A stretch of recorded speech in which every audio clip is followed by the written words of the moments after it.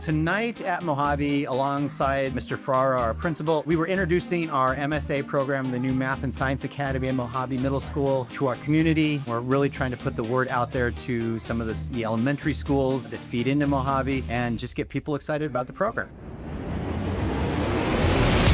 The Math and Science Academy at Mohave really is an innovative program in that our ultimate goal really is to infuse STEM throughout the school. It's not just those typical STEM courses that we're looking to build. We're looking to build STEM in every class, every day.